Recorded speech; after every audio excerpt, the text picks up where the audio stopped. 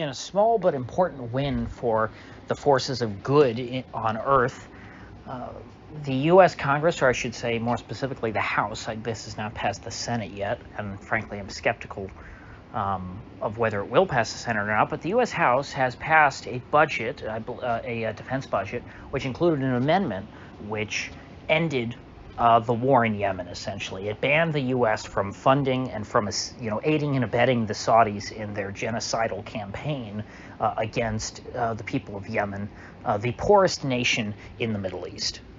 Now, beyond just being incredibly disgusting and openly just murderous, the Saudis also happen to be on the side of al-Qaeda in the Arabian Peninsula in the war in Yemen. So the U.S. has been supporting since, I think, maybe 2014 at this point. Let's go back that far? No, 14, maybe 16, 15? It was right at the end of Obama. They started supporting the Saudis in Yemen, and the Saudis' proxies in Yemen were al-Qaeda.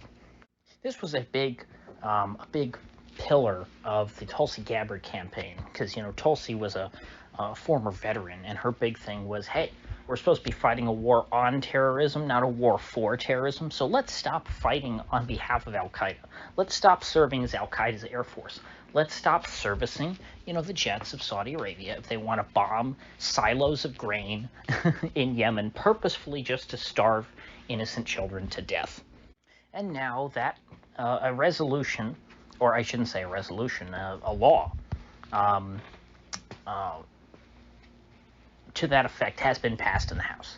Now, there's a lot of Saudi influence in Washington. I'm sure that the Saudi lobbyists will be all over those 50 senators or 100 senators, but I get, because they might be able to get a supermajority of senators who oppose defunding the war in Yemen, as sad as that may sound. Yemen, like I said, is the poorest country in the Middle East.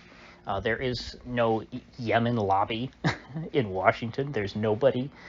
There's no organized effort. There are no rich business interests which want an end to the war in Yemen. All of the rich business interests want the war in Yemen to continue because it's very lucrative, of course, for defense contractors. It's something that's important politically to Saudi Arabia and all the other Gulf monarchies that are associated with Saudi Arabia. To my knowledge, generally support the war in Yemen. And so the only reason that there's any opposition to it at all is because it's such an obvious good versus evil story. It's obvious that the Saudis are murderous psychopaths, and they're not the good guys. The way they try and spin the Yemen war is that Saudi is fighting against Iranian proxies or something like that, which in fact the Houthis, the people they're fighting, used to be U.S. allies up until the beginning of the current war in Yemen. The Houthis were allied with the U.S. against al-Qaeda. And Saudi Arabia decided to go to war with the Houthis, and so the U.S. under Obama said, well, I guess we're against the Houthis now, and we're for al-Qaeda. And the Houthis only became Iranian allies because literally every other country on Earth abandoned them, and they turned to Iran and they said, hey, Iran, could you give us a hand?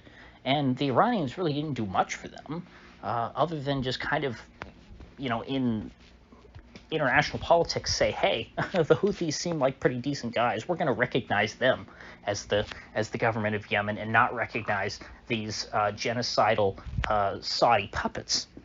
And so it's kind of funny when the Saudis started arguing that, we have to go fight the Houthis in Yemen because they're Iranian puppets. They were not Iranian puppets, and now, they only have any association with Iran at all because of this war that Saudi Arabia has been waging against them. They had to turn to Iran and say, hey, can we have at least one ally in the world? And Iran said, sure, why not? If the Saudis hate you, you can't be all bad. Sure, they're technically Shiites, but they're not, they're not 12er Shiites like Iran. They don't, they're not really that close to each other, at least from what I understand. Now, there's also, of course, quite a bit of division within the Saudi coalition. which they call it this, the Saudi-led coalition. I think it's more accurate to call it the U.S.-led coalition because Saudi Arabia is a satellite state of the U.S. I think that this bill, if it really does pass, will prove that without the U.S. there could be no war in Yemen. That is something that a lot of us on the anti-Yemen war, bandwagon have been trumpeting for years. That the U.S. completely enables this. That Saudi Arabia does not have the power to wage this genocidal war on their own. Without U.S. assistance, what air force they do have would be crippled almost overnight. Maintaining an air force requires a lot of upkeep, a lot of technical know-how, a lot of new parts being brought in, and the U.S. Strictly controls the flow of all of that, amongst all their allies, so that every U.S. ally is dependent on U.S. support in order to have an air force. This is why the Taliban very quickly will not have all of those planes and helicopters that the U.S. left behind in Afghanistan. They're not going to be able to keep them up, and those things will just become nice boat anchors. The same is true for the Saudis if the U.S. does pull support for the war in Yemen. And for those who aren't aware, Saudi Arabia technically has this massive, military, but nobody really wants to fight and die for the King of Saudi Arabia. It's not like the King of England back in the day, or the Queen, where people really thought, hey, I'm going to go out and fight and give my life for the sake of the Queen, Queen Victoria. Nobody feels that way in Saudi Arabia. They have this massive army, but it's a total paper tiger. If they had to use it, it would not be pretty. So what they do have is an air force that is maintained by the U.S. Because they can fill the air force with nobility, noblemen who want to go up in planes and not actually have to fight anyone, but they want to blow stuff up. And so that's what they do. You have these princes and these dukes and these barons, whatever the Arab terms are for these titles, but the equivalents, sheiks, emirs, these sorts of things.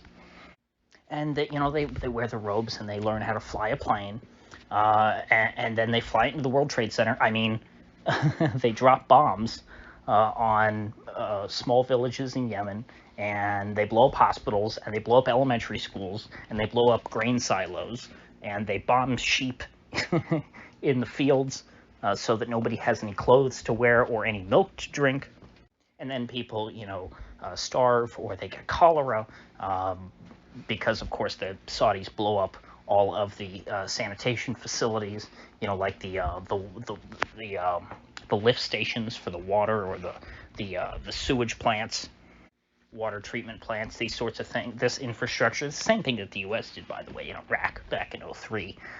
The U.S. blew up all the sanitation stuff, specifically just to kill people, to wage war on civilians. Those are civilian targets. There's no reason to blow them up other than you just want people to get sick and die because they're drinking water that has fecal matter in it. So those are the kinds of things that the U.S. has been engaged in Yemen without any public debate. There was, this was never a major news story. It was never reported on. I mean, the most coverage we ever saw of the war in Yemen that I remember was CNN doing a segment on it on a weekend, like in the middle of a Saturday, talking about, hey, there's this war going on in Yemen and the U.S. is involved, and it seems like a lot of innocent people are getting killed, and maybe we're supporting Al-Qaeda. I don't think they went that far. But yeah, other than that, crickets. Nobody knows that this exists. Nobody cares. I mean, if I went out and tried to talk to somebody about it, they'd go, oh, shut up, you code pinker. I'd much rather talk about tranny restrooms or something, or blow darts and black people. Although, you know what, that's a relevant reference today, but I think later on people probably won't know what I was talking about. I was referencing a Veritas video that by the time you're listening to this probably will no longer be up on YouTube. So anyway, I'll be keeping an eye on this. The war in Yemen early on when I started this channel was one of the biggest things that I talked about all the time.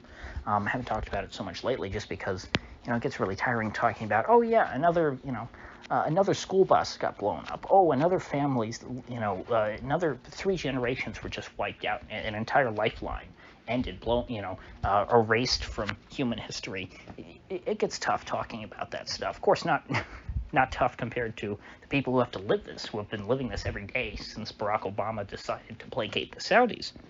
So with that said, I'll definitely be trying to stay on top of this and see where it goes in the Senate. I hope it doesn't get killed, but you can't set your hopes too high. With that said, I'll see you folks back here tomorrow.